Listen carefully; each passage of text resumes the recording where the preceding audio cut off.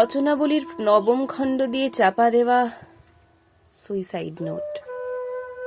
ছেলেকে লেখা। লিখে হাতে ব্লেড নিয়ে বাথরুমে ঢুকেছিলেন মাস্টার মশাই। দুপুরবেলা কাজের লোক দরজার তলা দিয়ে রক্ত আসছে দেখে চিৎকার করে ওঠে। ছেলেকে লেখা এই তার প্রথম আর শেষ চিঠি। অরুণী, আমি বিশ্বাস করি সন্তান পবিত্র জলের মতো। যদিও তোমার সঙ্গে আমার সম্পর্ক ভালো নয়, তবু তোমাকেই লিখে রেখে যাই। গত 2 বছর তোমার মায়ের চিকিৎসা বাবদ আমার যৎ সামান্য সঞ্চয় আপাতত নিঃশেষিত। চিকিৎসার ব্যয় ভার আমি আর নিতে পারছিলাম না। জীবনে তোমার টাকা ছুঁইনি, মরেও ছোঁব না। আমি আজীবন ছাত্র পড়িয়েছি, জ্ঞানও তো কোনো অন্যায় করিনি।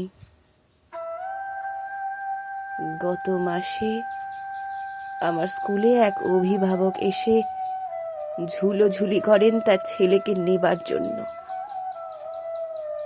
আমি প্রথম দিন ফিরিয়ে দিই, দ্বিতীয় দিন ফিরিয়ে দিই, তৃতীয় দিন পারিনি। তিনি আমাকে একটা বড় খামে 30,000 টাকা দিয়ে চলে যান। সেই টাকায় এই মাসে তোমার মায়ের চিকিৎসা চলছে। জানি না তিনি বাড়ি ফিরবেন কি না কোনো দিন। ফিরলে বলো, পৃথিবীতে আমার বেঁচে থাকার অধিকার চলে গেছে। ইতি বাবা। যখন সারাটা দেশ দাঁড়িয়ে আছে টাকার ওপর, তখন রবীন্দ্র রচনাবলী দিয়ে চাপা দেওয়া একটা সুইসাইড নোট। হাসপাতালে গাছের তলায় গা ছমছম করছিল। এগিয়ে গেলাম সাদা কাপড়ে ঢাকা মাস্টার মশাইয়ের দিকে, একটু বেরিয়ে থাকা পা দুটোর দিকে।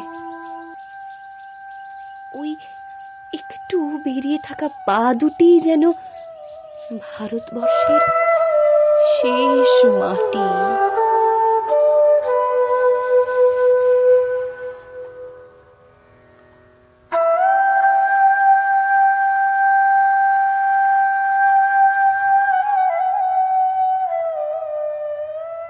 এই ভিডিওটির শেষে আমি নাম নেব অদ্রিজা দাসের, যে আমার ইউটিউব জার্নির, আমার ইউটিউব ফ্যামিলির নতুন বন্ধু। থ্যাংক ইউ অদ্রিজা, আমার পাশে থাকার জন্য, আমাকে কমেন্ট করার জন্য, আমাকে কমেন্ট করে নাম নিতে বলার জন্য।